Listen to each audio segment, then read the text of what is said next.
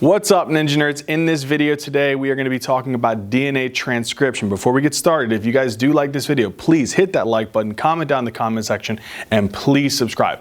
Also, down in the description box, we have links to our Facebook, Instagram, Patreon. All that stuff will be there. All right, Ninja Nerds, let's get into it. All right, Ninja Nerds, so with DNA transcription, we have to have a basic understanding of just the definition. What the heck is transcription? And it's really a simple thing. It's just taking DNA, okay, double-stranded DNA within eukaryotic cells and even in prokaryotic cells, and converting that into RNA. So it's taking DNA and making RNA. That's all transcription is. But in order for transcription to occur, in order for it to take place, we need two particular types of proteins or enzymes, if you will, to facilitate this process. And I want to talk about those real quick because these are very important. Now, transcription can be kind of different.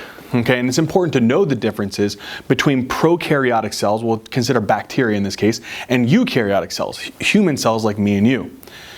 In prokaryotic cells, there's a particular type of protein that is needed in order for transcription to take place. What is that protein?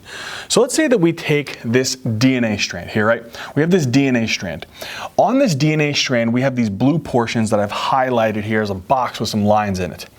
This right here, for right now, I want you to know is what's called a promoter. So this is called a promoter region. Now, a promoter region is a particular nucleotide sequence within the DNA.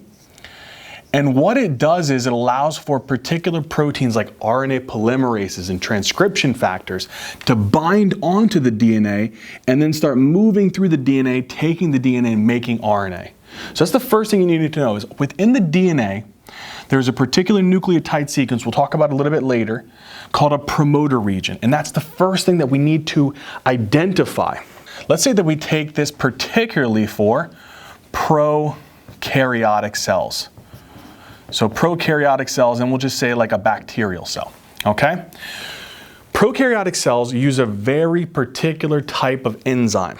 What is that enzyme? It's called a RNA polymerase holoenzyme. Okay, so it's called an RNA, we're going to put polymerase holoenzyme. Now that's a lot of stuff. Let me explain what this is and I'll show you the structure of it, a basic structure of what the RNA polymerase holoenzyme is. It's made up of two things. One of the components of this enzyme is called the core enzyme. And the core enzyme for this RNA polymerase holoenzyme consists of multiple subunits that they just love to ask you on your USMLEs and other exams.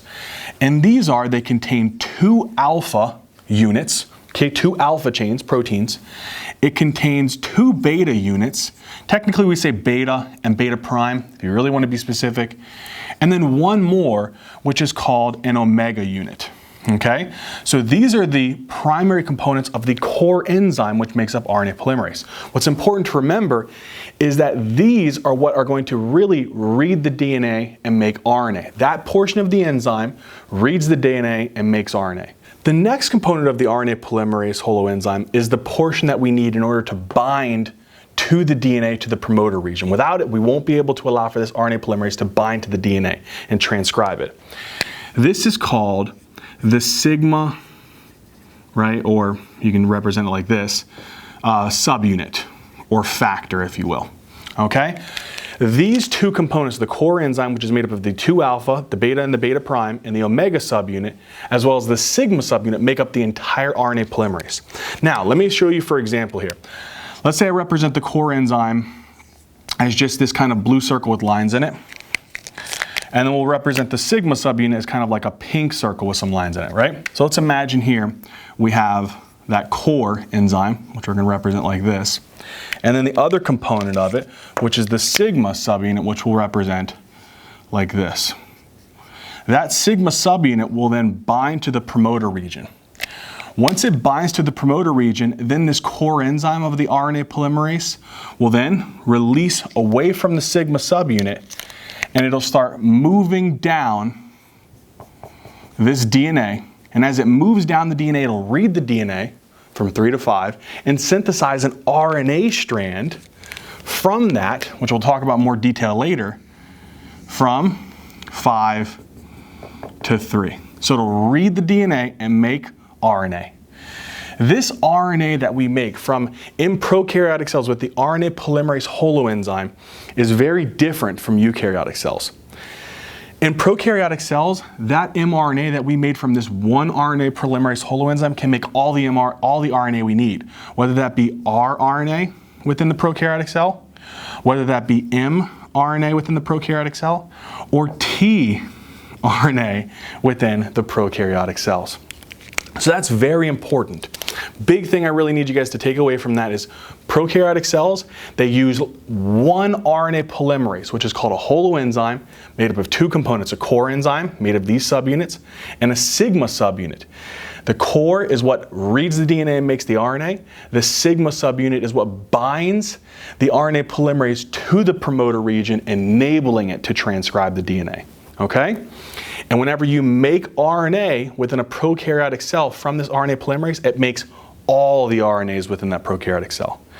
In eukaryotic cells, it's a little bit different. So let's talk about that.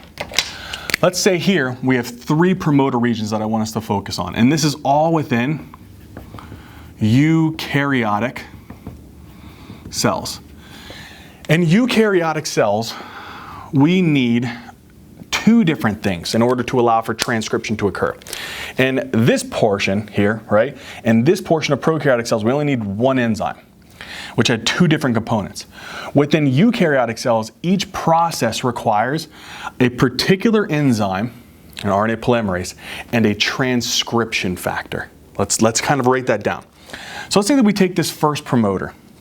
We want to read this gene, this portion of the DNA, and make RNA. And this is the RNA that we're actually going to synthesize right here, okay? From this gene. A particular enzyme, let's represent this in blue, since we've been kind of doing blue here. There's going to be a particular enzyme which is going to read this DNA, okay, and make this RNA. There's a particular enzyme, and what is that enzyme called? It's called RNA polymerase. But this is the first promoter within the eukaryotic cells that we're talking about, right? So let's call it RNA polymerase 1.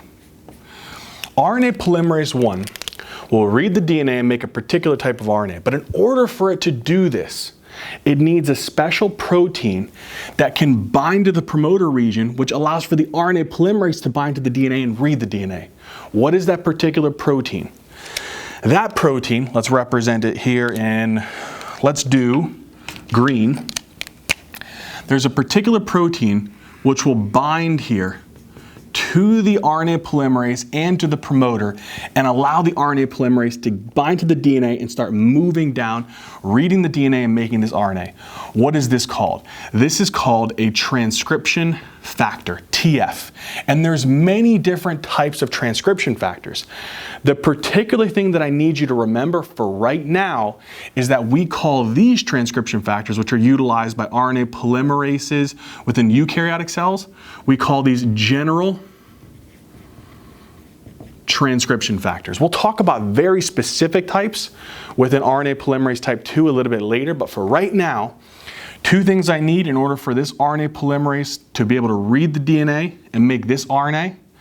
RNA polymerase 1 needs a general transcription factor to bind to the promoter, allowing the RNA polymerase 1 to then bind into the DNA, read it, and make RNA.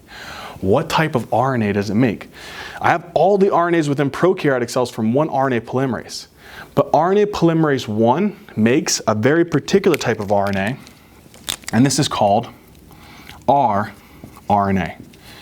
Now, rRNA is very important because this is incorporated into what's called ribosomes. And ribosomes are utilized in the translation process where we take mRNA and from that make proteins. So we'll talk about this later in another video. But for right now, first thing I need you to know is RNA polymerase 1 with transcription factors reads the DNA and makes rRNA. Now that makes everything else pretty easy from this point. Here's another promoter region of a particular sequence of DNA, right? Within a eukaryotic cell. So this is the second promoter region. Another enzyme binds, another RNA polymerase.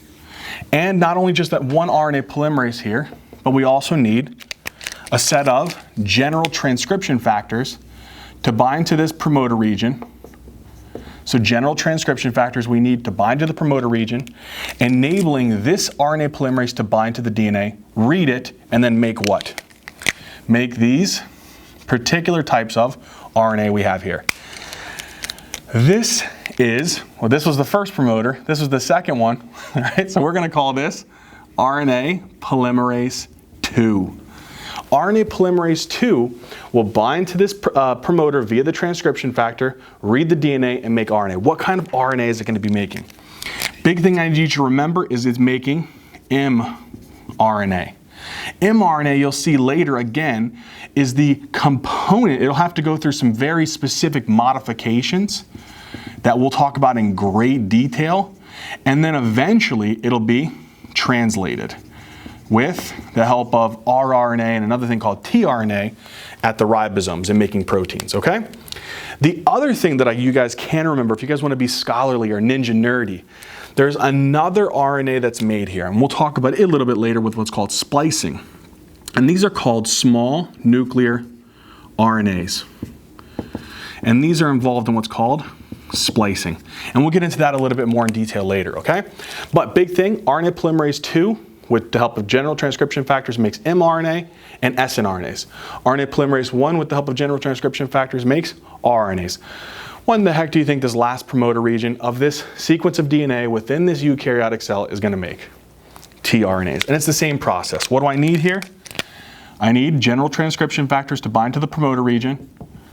When that binds, that facilitates or it helps to allow the RNA polymerase type what? 3 to bind to the DNA and then read the DNA and then synthesize what? RNA. What type of RNA is it making? The type of RNA that is being synthesized from RNA polymerase 3 is primarily tRNA. But a teensy little bit of siRNA is also made by RNA polymerase type 3.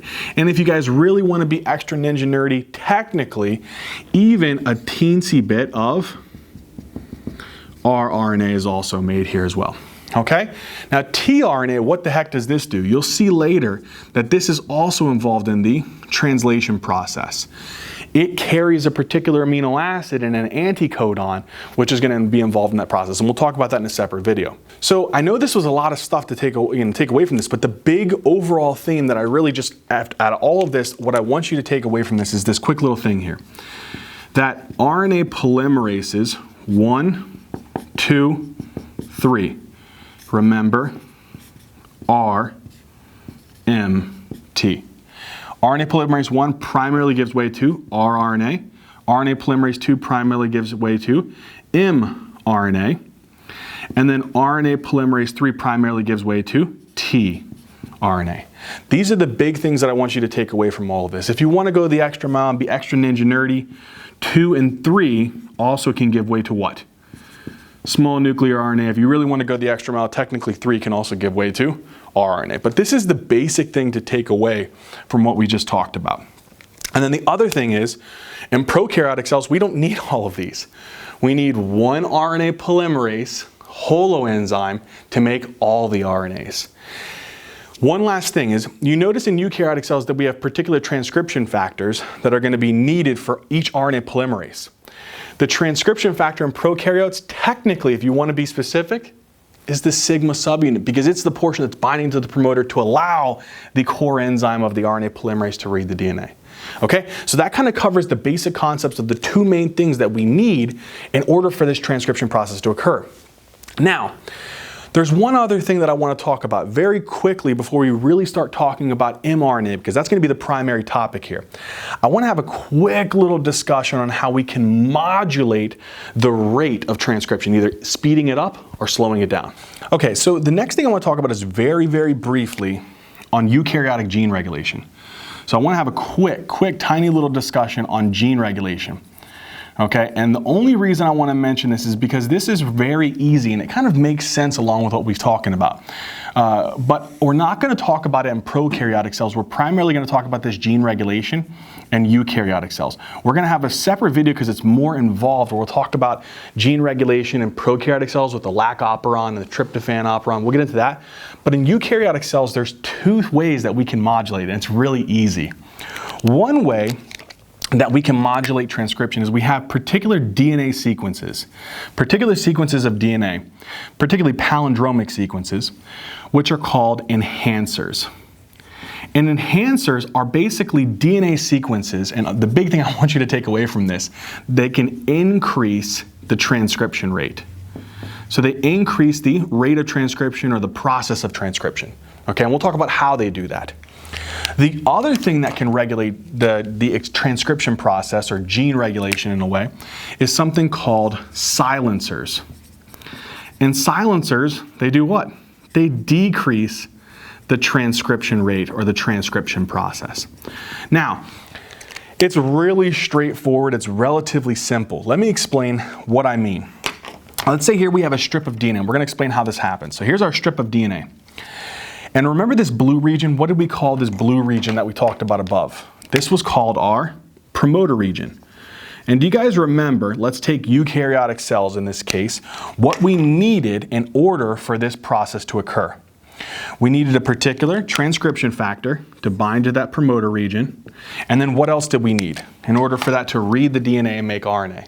You needed a particular RNA polymerase, right? So we need an RNA polymerase, depending on which one we're talking about, would depend on the type of RNA that we want to make, and then a transcription factor, okay? Now this is going to go read the DNA. This RNA polymerase will read the DNA and then make RNA, right? Now here, let's say that we have the promoter, and you can have this enhancer upstream from the promoter, or it could be down here, downstream, where we can't see it in this diagram, but it would be all the way down here. Regardless of where it is, it usually can be close to the promoter or it can be far to the promoter. So you're probably asking the question, how the heck would an enhancer that's really far away influence a promoter that's all the way down here? How the heck does it do that? There's particular structures, there's different things that can activate enhancers and cause conformational changes of the DNA. And these are called specific transcription factors. You know why I got really deep into talking about specific and general transcription factors? The general transcription factors are what bind to the promoter region. Specific transcription factors, which we're gonna really kind of do a different color here. Let's do purple. Specific transcription factors will bind to this enhancer region. So let's put specific transcription factors. These will bind to the enhancer. When they bind to the enhancer region, it causes a looping of the DNA to where now the promoter was far downstream from this enhancer. But when this specific transcription factor binds to the enhancer, it causes the DNA to loop in a way that it's in very close proximity to the promoter region, even though it's far upstream from it. And then what was bound to this promoter region here? Do you guys remember? The general transcription factors, and what else? The RNA polymerase. So now that these are in close proximity, guess what this specific transcription factor can do to this area over here? It can act on these proteins and stimulate this reading of the DNA, the RNA polymerase is to read the DNA and to do what? Make RNA. Whether it be mRNA, rRNA, tRNA. So the whole point here is that enhancers can be either far upstream or far downstream, which makes it hard to interact with the promoter. But if a specific transcription factor binds to that enhancer, it creates a looping process, bringing it in close proximity, which can then stimulate the specific transcription factors and the RNA polymerases, which are bound to the promoter, to increase the transcription of RNA. What do you think silencers do? The exact same process. We're not going to go into detail of it, but if you imagine I did the same thing, I put the silencer here, and I have a specific transcription factor that bound here, it's going to fold it in a particular way, bringing it close to the promoter, inhibiting that promoter region, and slowing down the transcription process. Doesn't that make sense? It's pretty cool too, right? So I need you guys to ask yourself the questions, because we're going to talk about these general transcription factors. What in the world are these specific transcription factors? And I know that if you guys are the OG ninjas, you'll know these processes in and out. You guys know when we make a protein, whenever we have like a cell signaling response, we've talked about this a million times here at Ninja Nerd, right? Let's say that we take a hormone like TSH, which stimulates thyroid hormone synthesis, right? TSH will act on a particular receptor. We call these G protein coupled receptors, right? Like G stimulatory proteins. Those G stimulatory proteins will activate something called cyclic AMP. Cyclic AMP will then activate something called protein kinase A. Protein kinase A, depending upon what type of transcription factor you need, in this case, we're going to activate a very specific transcription factor for making what? Thyroid hormone. So some type of thyroid hormone transcription factor that'll be needed to bind to the enhancer, change the shape of it, activate the promoter, have the RNA polymerase read the gene that makes what hormone? Thyroid hormone. And so you'd have this get read, you'd make an mRNA, that would then get translated and make thyroid hormone. Doesn't that make sense how that process occurs?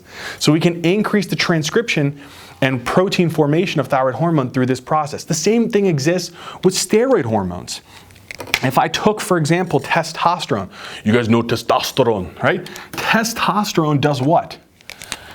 Testosterone will move across the cell membrane. It'll bind onto an intracellular receptor. When testosterone binds onto that intracellular receptor, what will that intracellular receptor do? Bind to the enhancer. When it binds to the enhancer, it loops it, brings it close to the promoter, stimulates the transcription to make proteins within muscle so that you can get jacked, right? That's the whole process of how we increase transcription. And the same thing would happen if we wanted to decrease it, just we would have some type of repressing transcription factor binding to the silencer that would inhibit the transcription process. So I think we have a pretty good idea now of the basic concepts of eukaryotic gene regulation. Now let's spend most of our time talking about the transcription, particularly of mRNA.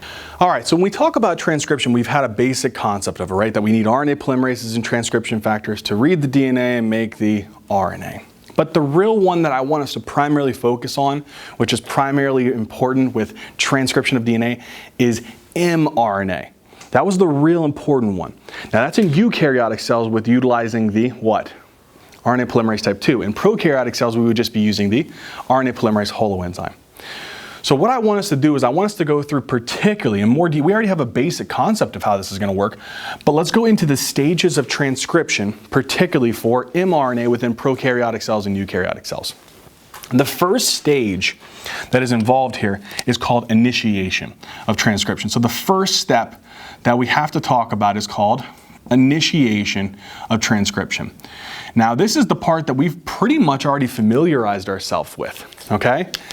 Now, within this, let's have our two cells, okay, that we're going to do initiation with. We're going to have our prokaryotic cells here on this left side of the board, and then over here we're going to have the eukaryotic cells here on the right side of the board. What I want us to do is to have kind of a comparison, a side-by-side comparison of the initiation process. The first thing that we need to know is, we've talked a little bit about this already, but this blue region. What did we call this blue region here again? This blue region was called the promoter region. Now the promoter region, I told you, is a particular kind of like nucleotide sequence that is very, very specific and allows transcription factors and RNA polymerases to bind to the DNA. It's kind of a signal, if you will. It's like, hey, here I am, come bind to me. In prokaryotic cells, the promoter region has particular types of like names and just weird stuff that they can ask you in your exams. So in the prokaryotic cells, they call this the -35 region, which means from the start point at which the RNA polymerase starts reading the DNA and making RNA, if you go back 35 nucleotides, that's kind of the point at which the RNA polymerases will bind in prokaryotic cells. Another one is called the -10 region, but they wanted to give this one a name, so they called it the Pribno box. just meaning that it's negative. It's 10 nucleotides away from that start of transcription, right? And then the last one here is called the +1 region, which is also called the transcription start site. So it's going to be pretty much the nucleotide at which you just read and start making the whole process of RNA. So these are the regions that you guys need to remember within prokaryotic cells. These are the kind of specific promoter regions. And eukaryotic cells, the promoter regions have particular nucleotide sequences that we need to be aware of. These are called the TATA box, which means that you would have thymine, adenine, thymine, adenine. That would be a particular recognition sequence within the promoter in eukaryotic cells. Or CAAT, C-A-A-T, so cytosine, adenine, adenine, thymine. And the last one is a GC box. So if there's a TATA box, a CAAT box, or a GC box, these are identifying nucleotide areas at which the RNA polymerases, type 2, and transcription factors will bind to. That is the important thing, okay? Now, the next thing here is the polymerases. The RNA polymerases within prokaryotic cells, it's just one. It's RNA polymerase holoenzyme, right? We already kind of talked about that with the core enzyme, 2 alpha, beta, beta prime, omega, and then the sigma subunit. All of that's needed to bind to the promoter region. And eukaryotic cells is a little bit more, right? We said that we needed 2 things. We needed an RNA polymerase. And what are we making here? Initiation, and we're going to say that we're trying to make what? We're trying to make mRNA transcription. So we're doing transcription, but we're making mRNA. So what was the particular RNA polymerase? 1, 2, 3, RM. M is for the mRNA. So RNA polymerase type 2 is one of the things that I need. The second thing that I need is the general transcription factors. And there's just so many of these that I don't know how important and how specific we really need to go into these. I'll give you some of them, but I just want you to know that there's so many different types of them. The main one, if you had to remember one specific out of the tons of them, I want you to remember transcription factor 2D. This is the one that I really want you to remember. And the reason why is this contains a structure called the TATA binding protein. So this transcription factor 2D has a particular protein portion which binds to the promoter region, the TATA box. But there's many other transcription factors. And you can remember these by transcription factor 2, and there can be H, there can be E, there can be F, there can be A, there can be B. So there's tons of these dang things.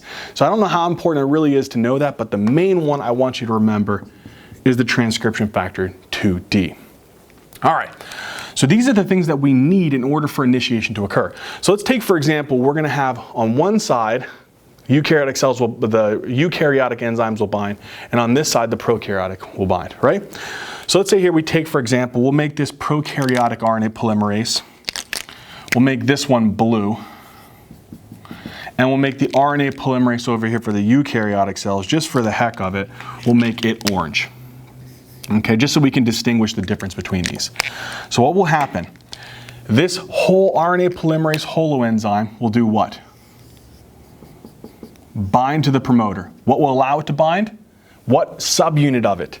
The sigma subunit. And if you really wanted to go back, if you guys remember, we made that pink. Okay?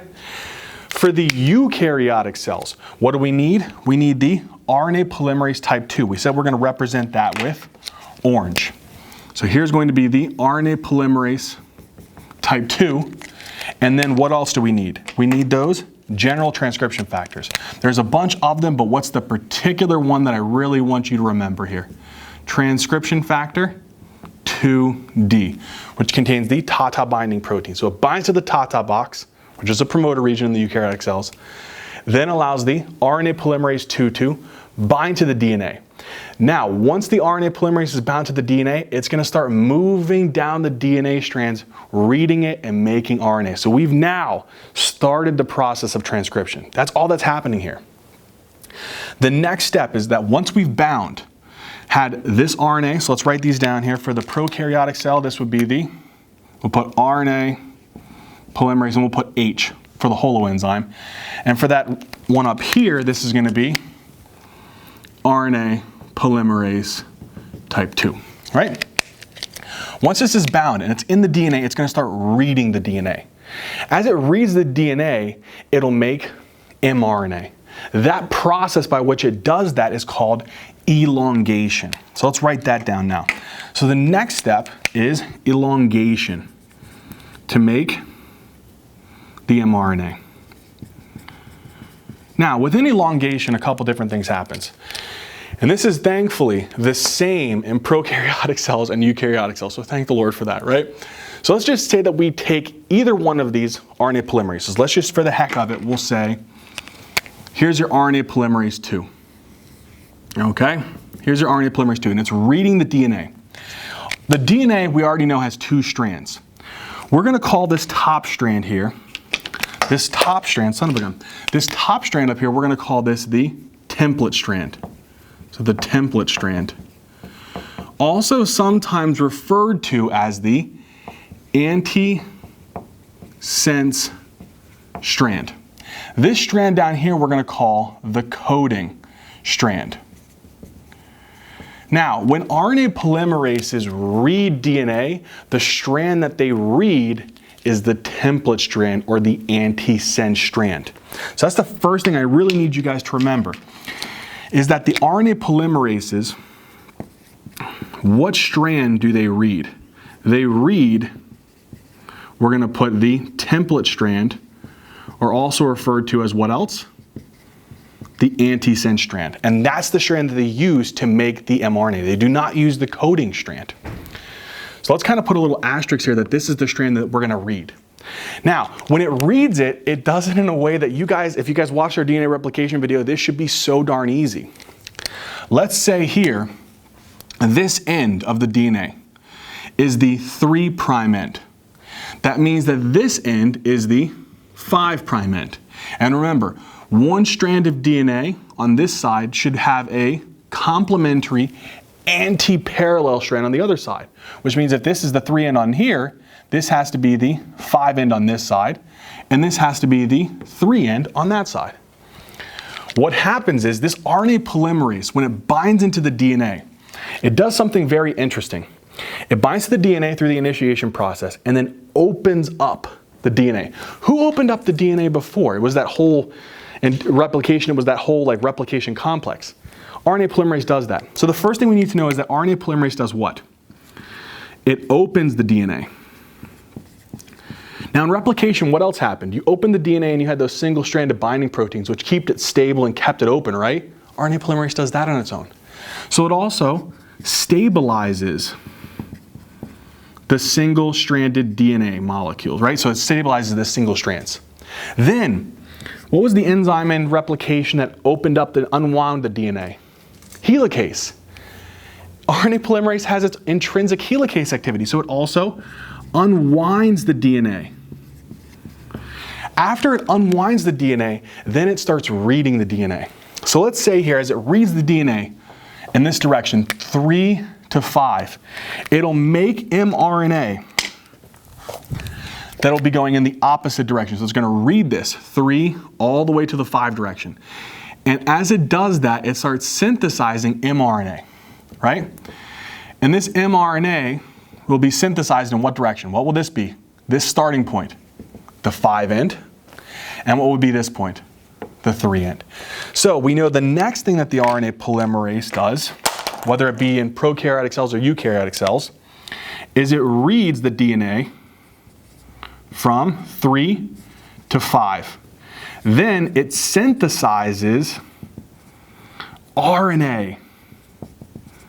From what direction, guys? 5 to 3. Very, very important.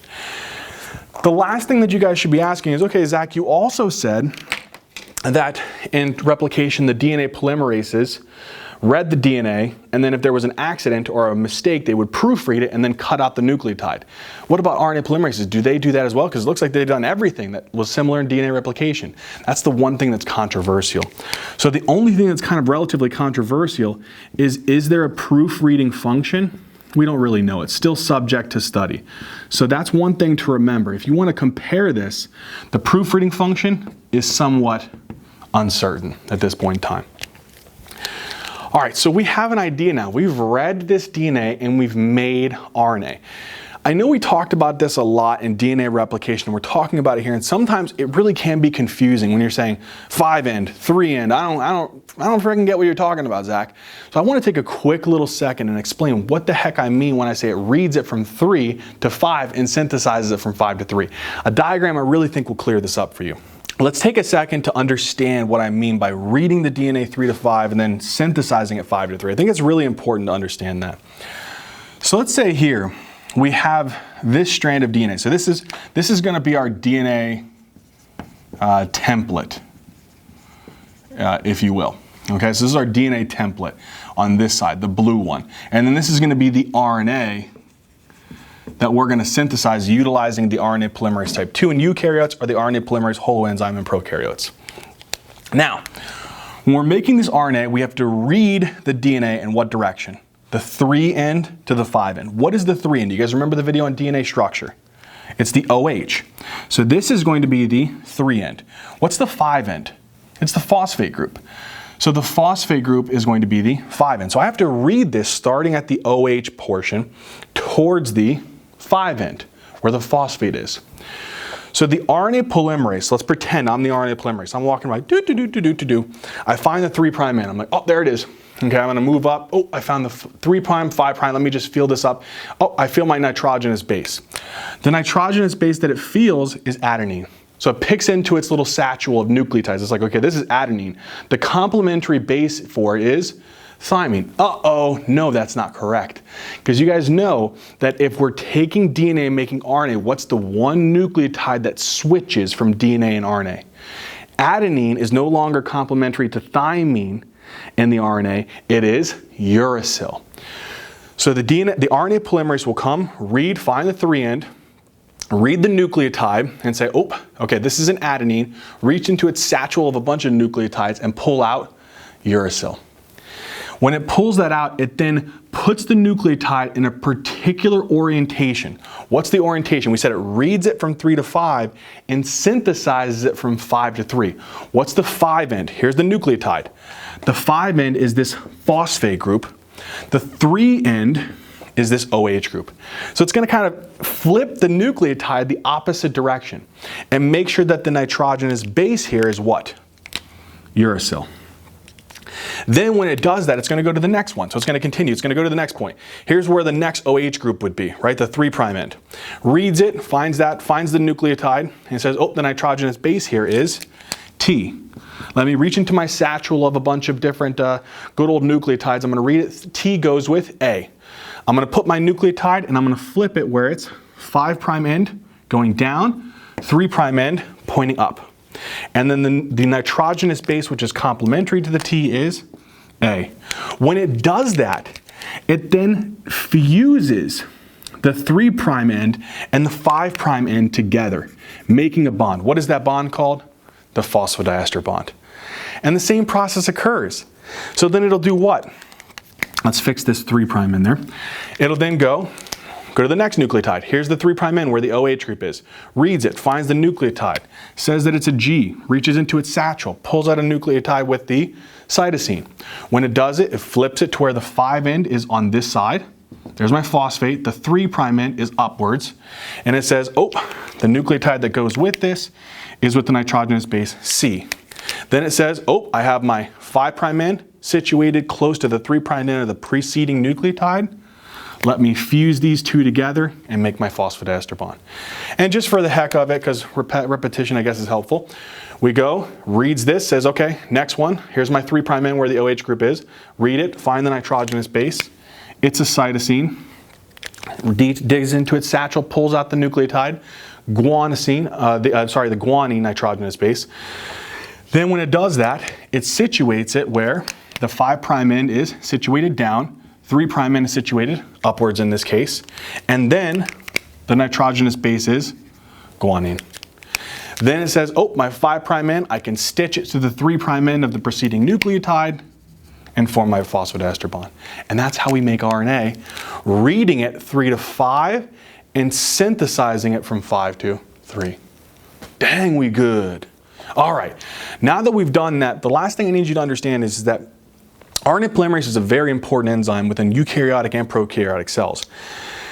A question that can come up, and it's so dumb and annoying, but you should know it, is that in eukaryotic cells, we can inhibit the RNA polymerase by using a kind of toxin, amanitin. It's from mushrooms. And this can inhibit the RNA polymerase within, we'll put eukaryotic cells. Okay? There's another drug, which they love to ask in the exams as well, called rifampicin. It's an antibiotic. And this inhibits the RNA polymerase within, if it's an antibiotic that's good against bacteria, prokaryotic cells. So this would inhibit the RNA polymerase within prokaryotic cells, which would inhibit what? The part of the initiation, the elongation, basically making RNA. If you can't make RNA, you can't make proteins. If you can't make proteins, you can't perform the general functions of the cell. So this is kind of from a poisonous mushroom, which is stupid to know that, but they like to ask it on your exams. And then rifampicin is an antibiotic, which they also love to ask. Okay, now, we've talked about elongation. We've made the dang RNA. RNA polymerase is working real hard. The last thing we got to do is we got to just end it. We don't need any more RNA. We've made the RNA that we need to make the protein. That is called termination. All right, so we talked about elongation. The next step, the last step really, that we got to discuss here is termination. We got to end this whole transcription process. So the last step is termination. Now, unfortunately, termination is probably one of the more annoying and complicated ones, unfortunately. And it is different in prokaryotes and eukaryotes. So that's why it kind of makes it a little bit frustrating. But termination is basically where we've already made our RNA transcript, and we just need to detach it or disassociate it away from the DNA and prevent that RNA polymerase from reading any more of the DNA and making any more RNA. So just stop transcription. How do we do that? In prokaryotes, there's two mechanisms. One of the ways that this happens is through what's called rho-dependent termination. So one is via this process called rho-dependent termination. And it's really simple, believe it or not. So let's say here we take the prokaryotics. We picked blue for our RNA polymerase. So the RNA polymerase, here's our RNA polymerase. It's reading this DNA. As it's reading the DNA again, what is it making from it? Do you guys remember? It's making the RNA. In this case, it could be any RNA. It could be the mRNA, tRNA, RNA, whatever. As it does this, there's a protein called rho. And what rho does is, this rho protein will start moving up the mRNA. And as it moves up the RNA that's being synthesized by the RNA polymerase, as it gets to this RNA polymerase, it basically says, hey, it just punches the RNA polymerase off the DNA. If you punch the RNA polymerase off the DNA, is it going to be able to continue to keep reading the DNA and making any more RNA? No. So that terminates the transcription process. So the big thing I need you guys to know here is that with the rho-dependent termination is rho protein causes RNA polymerase to break away, to disassociate, if you will, okay, to break away from the DNA. Okay? All right, beautiful. The next mechanism within prokaryotes is rho-independent termination. So we don't use the rho protein. So we call this rho-independent termination. Now with this process, it's a little bit more complicated and a little annoying. So let's say here we have the DNA, right? And within the DNA, we're going to mark these here. We're going to say this is our template strand, right? So this strand is the template strand, right? Or the antisense strand, and then this is going to be our coding strand. So which one does the RNA polymerase read? It reads the template strand, or the antisense strand. There's a particular thing called inverted repeats that form within the DNA that the RNA polymerase is reading. So what happens is this RNA polymerase will bind to that template strand, and it'll start reading it, making the RNA.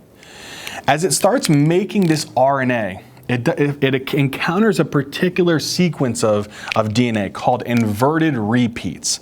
Let's write these inverted repeats out in kind of a nice little color here. Let's do orange. And let's say here we have an inverted repeat where we have CCGG. and then a bunch of nucleotides that we don't care about. And then here we'll have GGCC. Okay? Then we're just going to have, this is the template. Again, on the coding strand, it would just be the complementary base. So if this was CC, this would be GGCC. We don't really care about these nucleotides, CCGG, right? The RNA polymerase is going to read this template strand. What happens is, right, is you're going to get this kind of strand here where you'll have a bunch of nucleotides already kind of made up here. And then it reaches this kind of like inverted repeat area.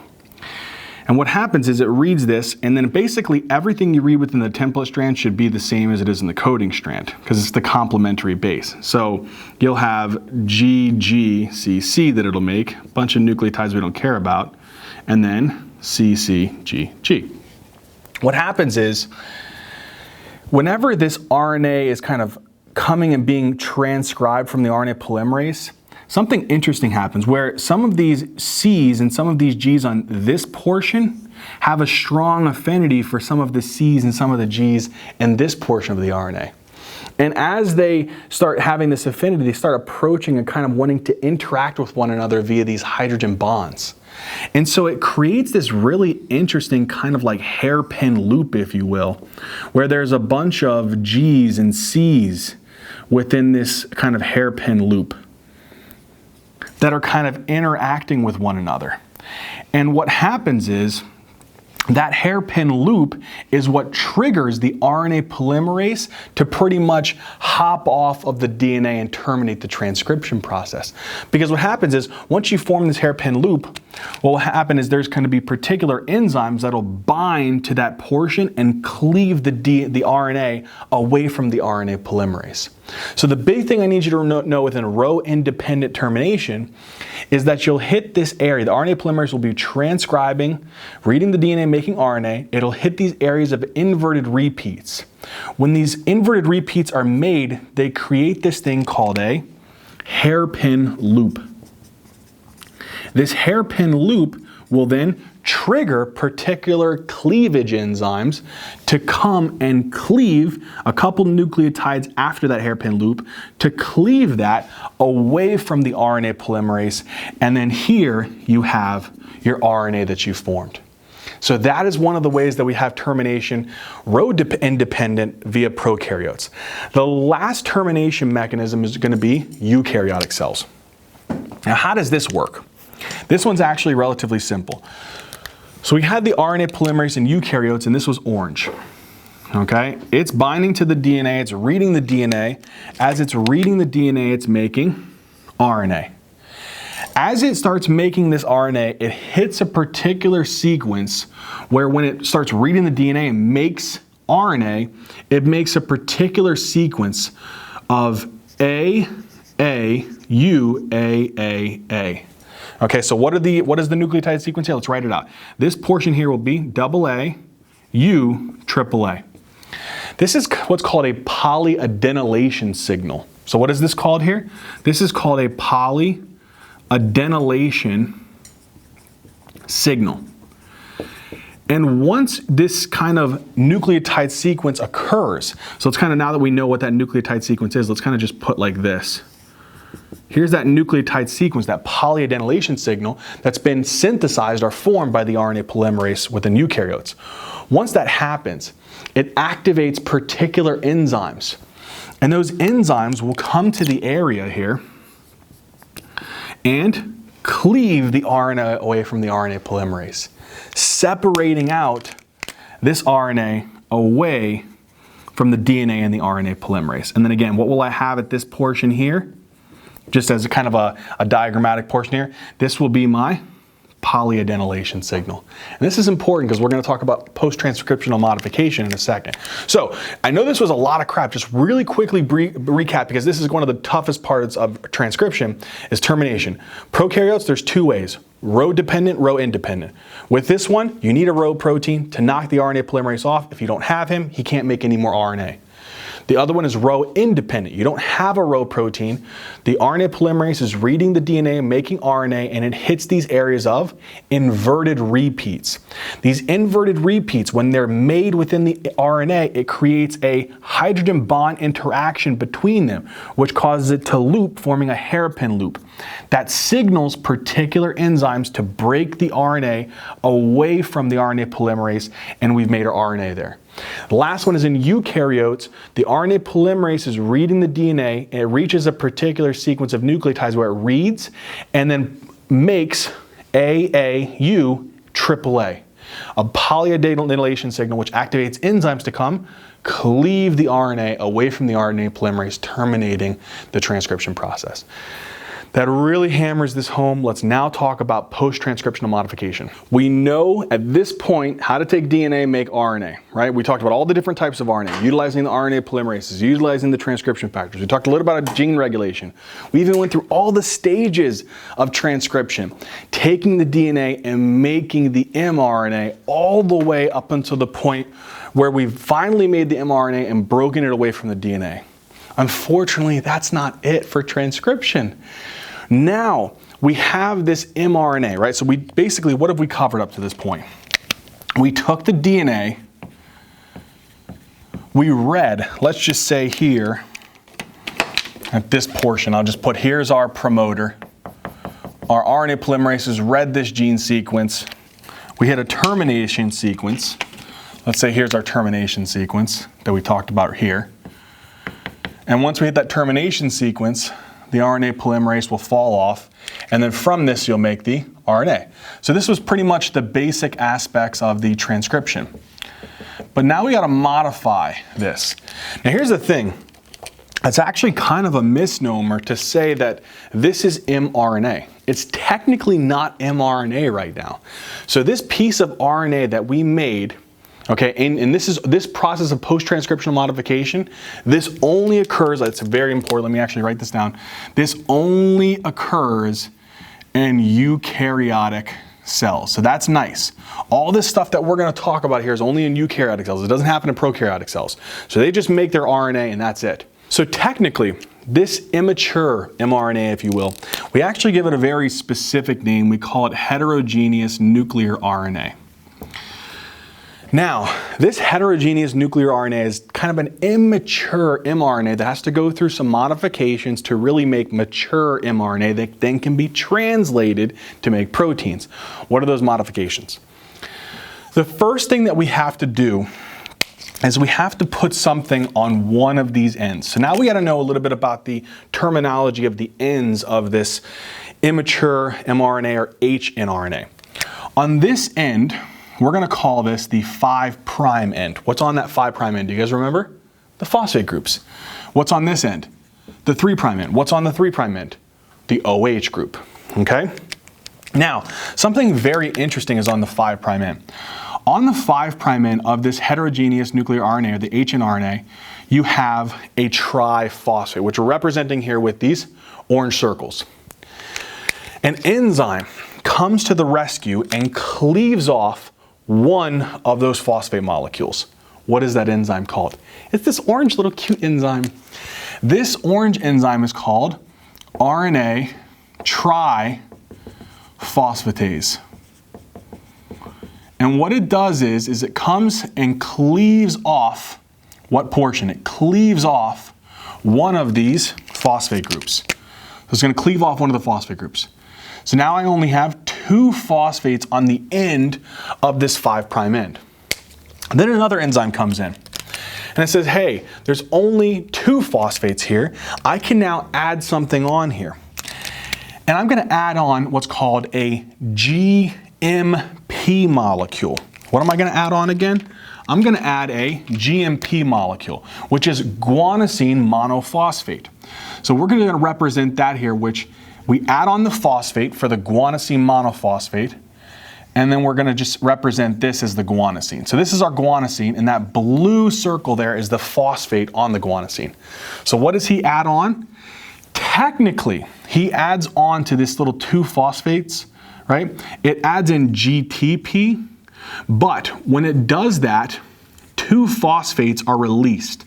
in the form of pyrophosphate, which then get broken down by pyrophosphatase into individual phosphates. So if I took GTP and I removed 2 phosphates, what am I left with? GMP. So it adds on this GMP group onto that 2-phosphate end on the 5' end. So this enzyme that adds that GMP on in the form of GTP is called guanylyl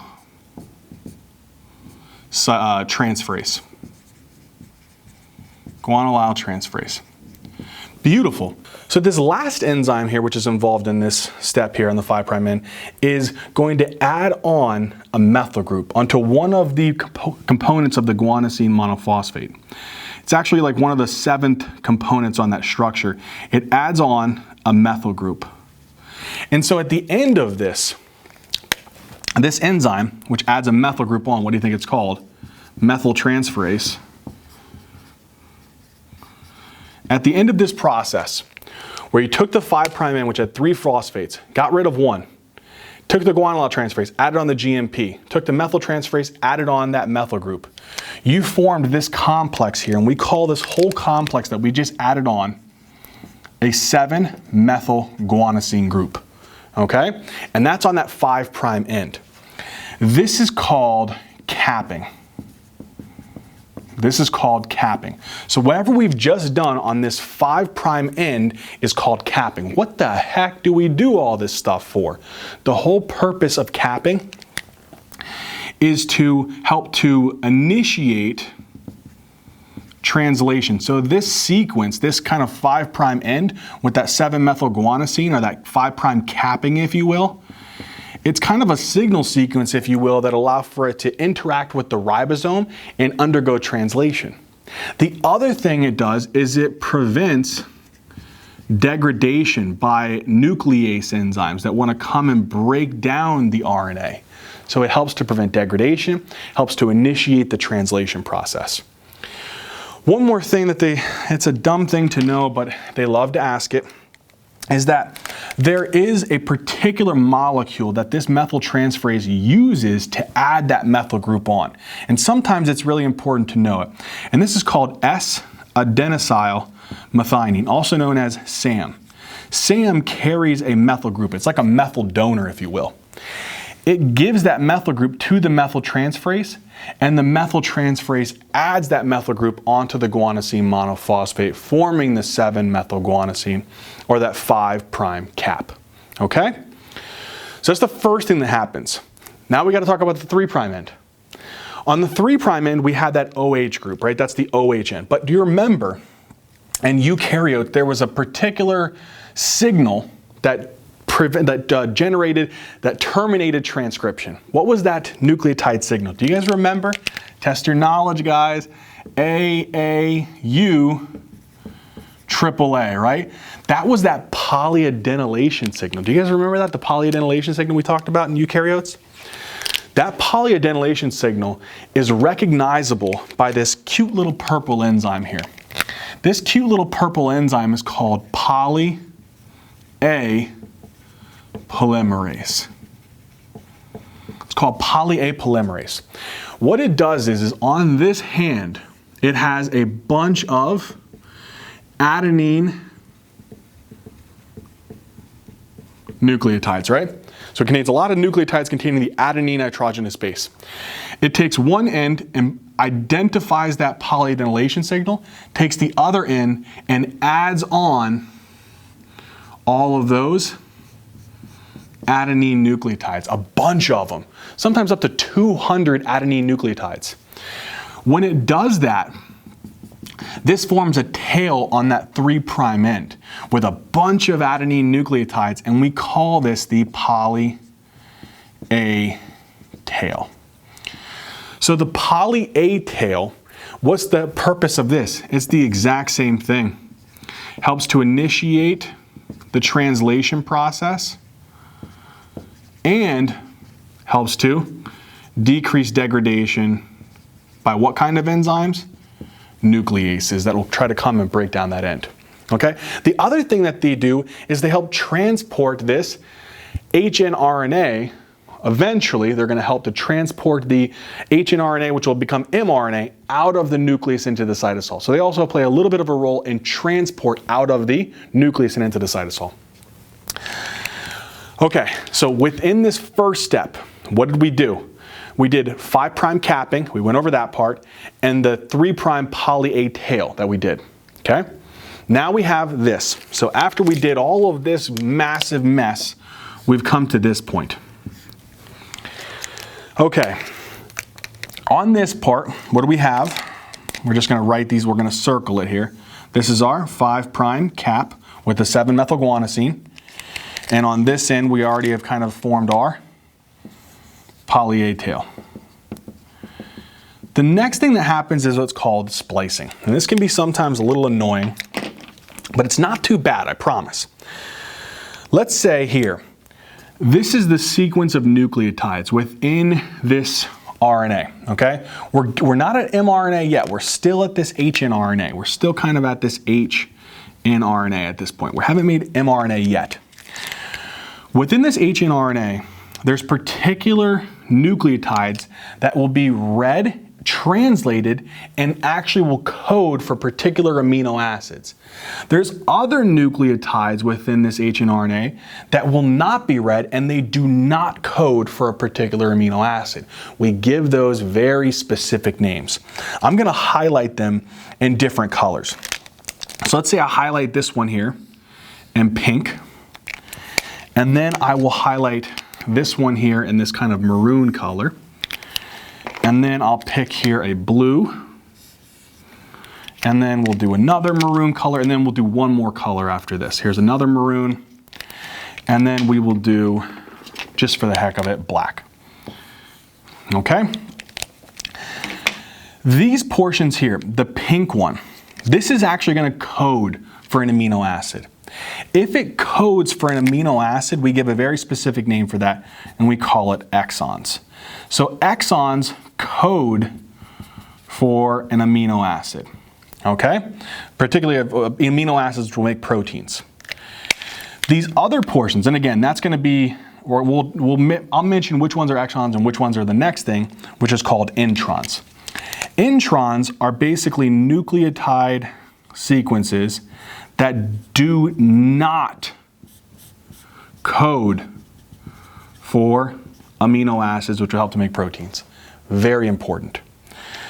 I'm going to call this pink portion of the hnRNA. I'm going to call this an exon, but we have a bunch of them in this hnRNA. So I'm going to call this exon 1. Okay? That's going to code for some amino acids. I'm going to have this portion here, which is going to be in the maroon. I'm going to call this an intron, but you can have multiple introns. So I'm going to call this intron 1. Same thing here. This is going to be coding. So if it codes, it's what?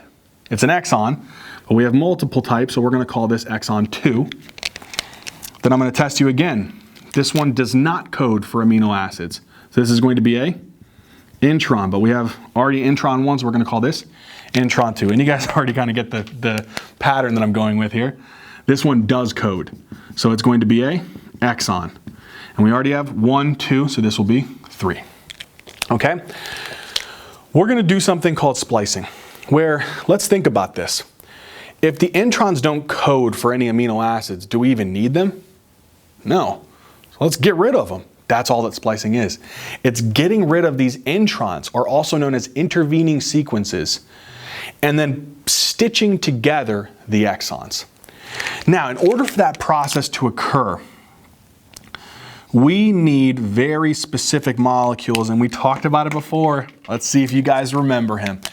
RNA polymerase 2 and 3, they made another very interesting small little RNA. What was that RNA called? Small nuclear RNA, right?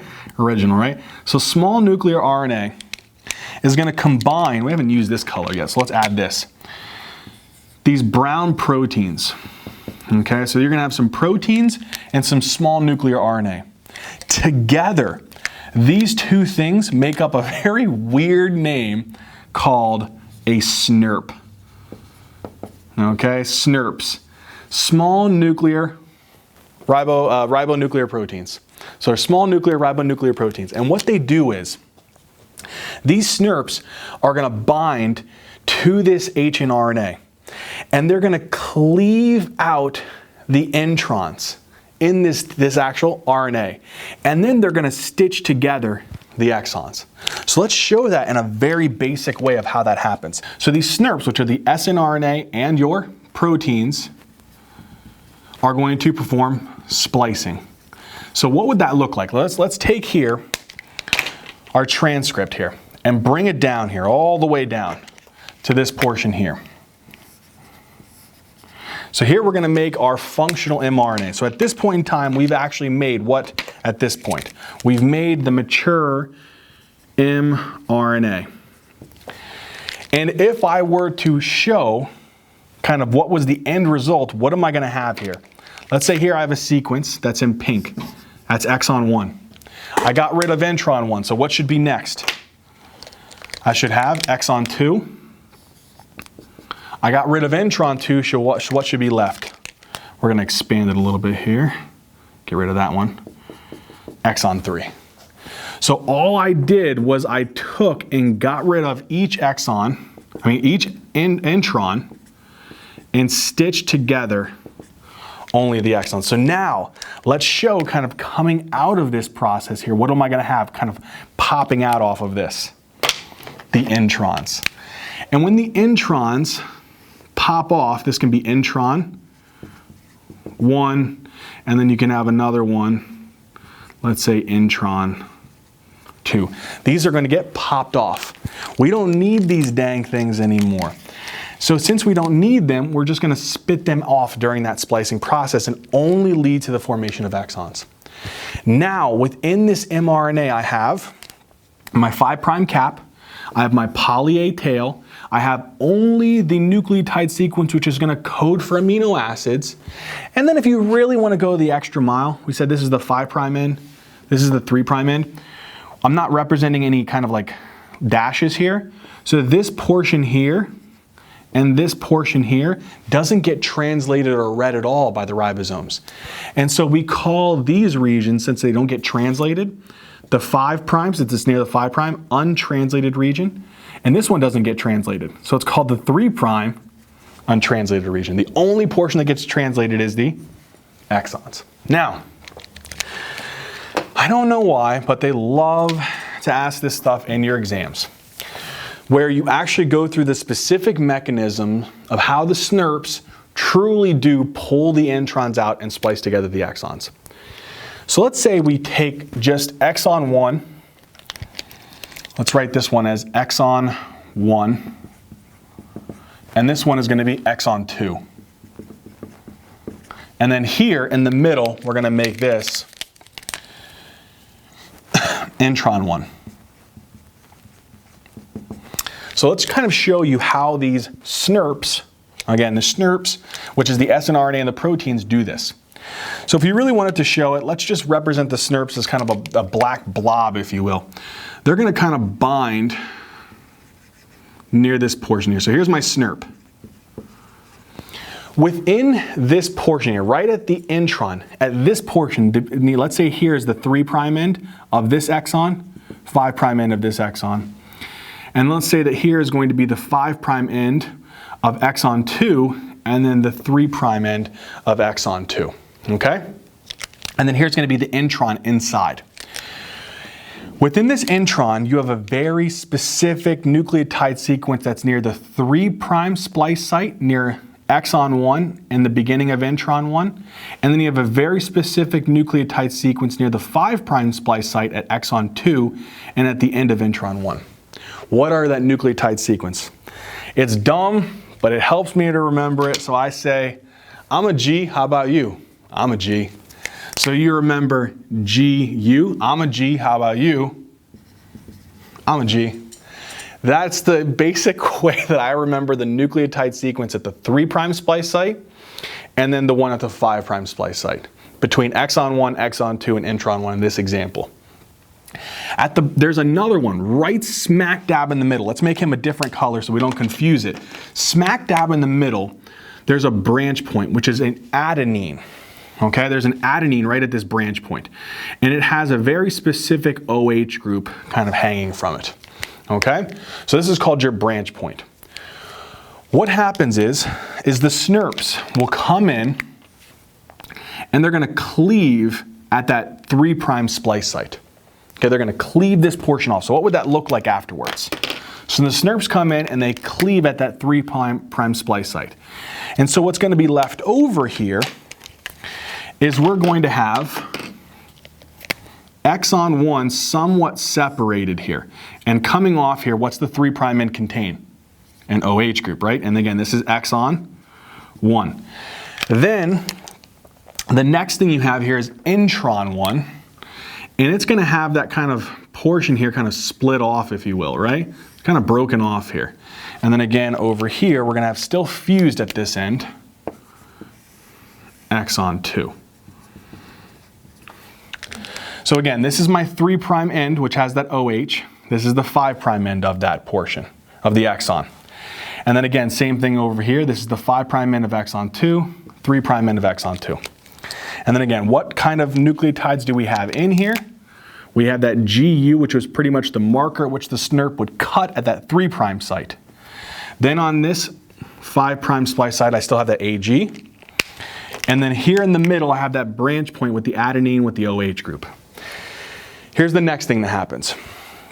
The OH group of that branch point will then bind or attack that GU site and pull it in to where it kind of fuses at this point. So it makes kind of like a little loop, if you will. So let's show that. It attacks the GU and pulls it in. After that happens, you kind of form this weird little like loopy structure, if you will. So what would that look like if we kind of drew in after we had that attack? After that attack point, it's going to kind of look somewhat like this, if you will, where we have now that portion where, what would be here? What would be the kind of the nucleotide sequence at that point right there? G and U was attacked at that point by the OH at that branch point. Then the next thing happens. This is crazy. This 3' OH of exon 1 will then see that 5' splice site, and it'll attack the 5' splice site at exon 2. When it attacks it, it then breaks away the nucleotide sequence AG of this intron away from exon 2. So okay, now let's show what that would look like. So if the 3' OH attacks the 5' end, 3' OH of exon 1 attacks the 5' end of exon 2, now what do we have here? Exon 1 fused with exon 2. And we just fuse the exons, and then what do we spit out after we break this off? The intron lariat, which I showed you like that before. That is how this whole splicing process technically occurs. Super quick. Again, SNRPs bind. What do? Cut the 3' splice site on, between exon 1 and intron 1. When it does that, the OH of the adenine at the branch point attacks the GU site, pulls it in, creates this loop. The 3' OH of exon 1 attacks the 5' end of exon 2, which snaps the intron out and stitches together exon 1 and exon 2. That is splicing. You're like, Zach, why the heck do I need to know all this crap? There's a reason why. Whenever there's abnormalities within splicing, it can produce various amounts of diseases. Because think about it. If I don't cut out the introns properly, and I have introns mixed in with the exons, and introns don't code for amino acids, am I going to make a proper protein?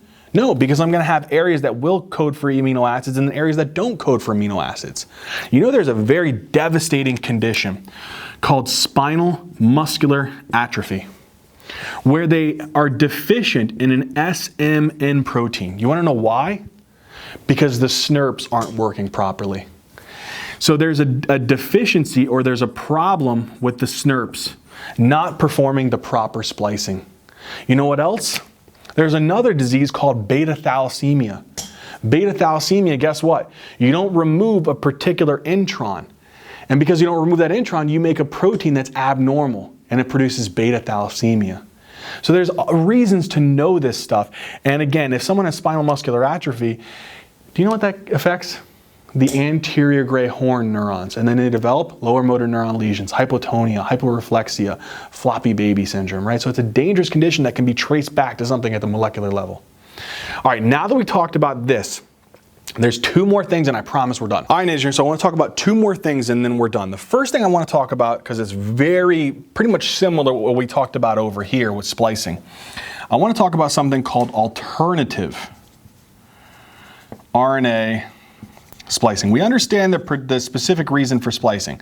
It's making sure that we only utilize exons to code for proteins and there's no introns, because if we have introns in there, it's going to freck up the whole protein production process. We'll get an abnormal protein. With alternative RNA splicing, it gives variants of a protein. And I'll give you guys an example in just a second, but let me kind of talk about how this works. It's literally the same thing. We're not going to go too ham on this, but let's use the same colors here. Here was exon 1, and then here we had intron 1, and we'll just skip this part here where that was intron 2. And then blue here we had exon 2, and then at the end here we had, in black, exon 3, okay? So let's say that we take an example here of this kind of H in RNA, right? So here's our H in RNA, and we want to make different mRNAs that'll give variants of proteins. So let's say here that we have, I'm just going to put exon 1, and I'm going to do all the same color here, exon 2, exon 3, and then here in between we're going to have intron 1 and intron 2. Here's what I can do, which is really interesting and it's very cool when it comes to plasma cells and antibodies. So let's say I use those SNRPs, right? So let's say here I put my SNRPs, right? My SNRPs, which are my small nucleoribonuclear proteins with the snRNA and the proteins. They're going to splice, but they're going to do it in a very interesting way. So let's say that the first one over here, we get the same thing that we did with that whole process of splicing, where we got rid of all the introns and we only have in exons. And let's say that we have exon 1. Let's say that we have exon 2. And then we have exon 3, right? So we have all those exons here, exon 1, exon 2, and exon 3. So we'll put these exon 3, exon 2, exon 1. So that's one, this is going to be mRNA, right? After we've kind of done that process, and it'll give way to a particular protein. And we'll call this protein A, if you will, okay? Then we're going to go through the same thing. The SNRPs are going to cleave out the introns and only leave in the exons. But let's say, for this example, we pop out, so this one we popped out introns. But let's say with this one we pop out both the introns, and let's say that we pop out exon 2. Let's say that we don't want exon 2 in this one. So then what am I going to be left with? I'm going to be left with only exon 1 and exon 3.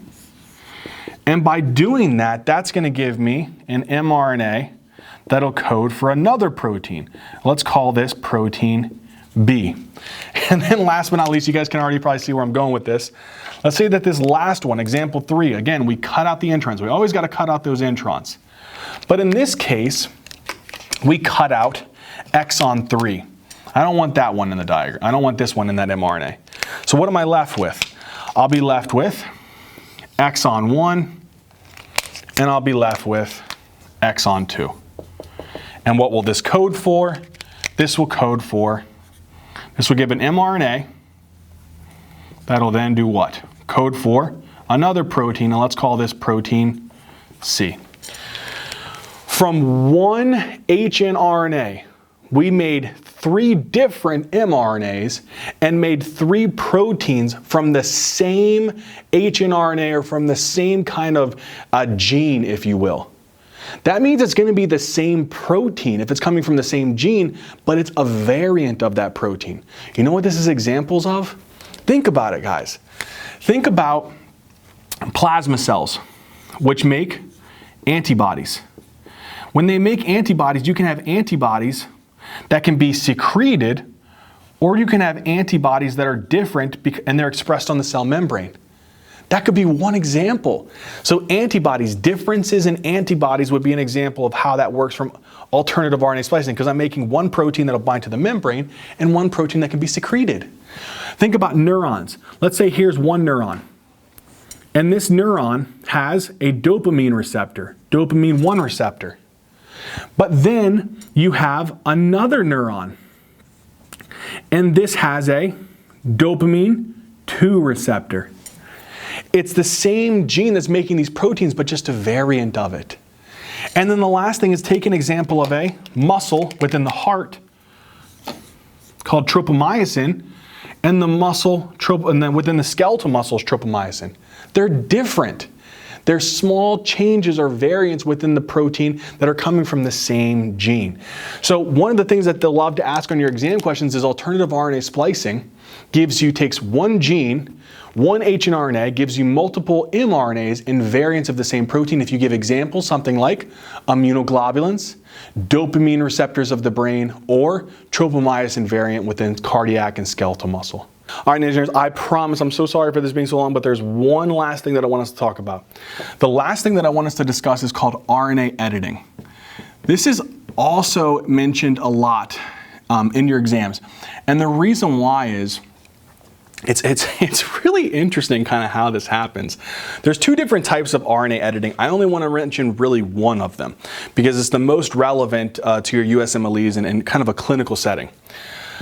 So let's say here we have our mRNA, right? So this isn't an HNRNA. We've already, at this point in time for RNA editing, we've already formed our functional mRNA. So at this point in time, this structure here is a mRNA, okay? This mRNA can have a particular nucleotide sequence that a special enzyme can read and sometimes switch nucleotides with. What is that nucleotide sequence which can be seen in this mRNA, which we really want to know? It's CAA. And we're going to be talking about apoproteins. That's why I'm mentioning CAA. So this is our signal, which is really, really important within this mRNA, which is going to be making apoproteins, a particular protein called, let's say that this mRNA is going to code for a particular protein called B100. If you guys watch our lipoprotein metabolism video, this will sound familiar, right? But ApoB100, this is going to be the mRNA that will code for that protein. And here's a particular nucleotide sequence that we're going to modify. In the hepatocytes, this nucleotide sequence is not altered in any way. It's kept the same, so it's not going to be changed. It's still going to be CAA. And whenever this mRNA is translated by ribosomes, it makes a particular protein that we already talked about called ApoB100. But in enterocytes, okay, your GI cells, so what are these cells here called? These are called your enterocytes. They have a very special enzyme where they can modify the same gene that makes ApoB100 but make a different protein. How the heck? How do they do that? Let me explain. There's this cute little blue enzyme in the enterocytes called cytidine deaminase. And what this cytidine deaminase does is it deaminates the cytidine right here, or the cytosine nitrogenous base, and switches it with uracil. So now let's switch it here, where we're going to have this as switching C and putting UAA. If you guys know anything about your codons, there's a little trick to remember your stop codons. Do you guys remember the little way to remember them? You remember it by you go away, you are away, you are gone. These are the easy ways to remember your stop codons. Does any of these look like a stop codon? Yes. UAA, that's a stop codon. So what's going to happen is when you have the ribosomes, which will be reading this, so let's say here I kind of put like a little ribosome, it's going to be reading this and making a particular protein. As it gets to this point where it's going to translate it, that's a stop codon. Will it then read the rest of the RNA and translate that into a long protein? No. So at this point, translation will stop. You won't read all the rest of the mRNA and make the full protein.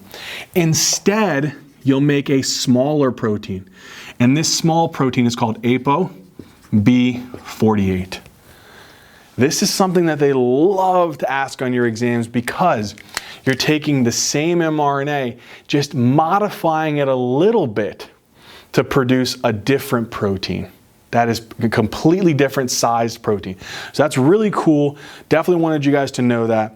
And that finishes our lecture on DNA transcription. All right, Ninja Nerds, so in this video, we talk a ton about DNA transcription. I hope it made sense and I hope that you guys did enjoy it. As always, Ninja Nerds, until next time.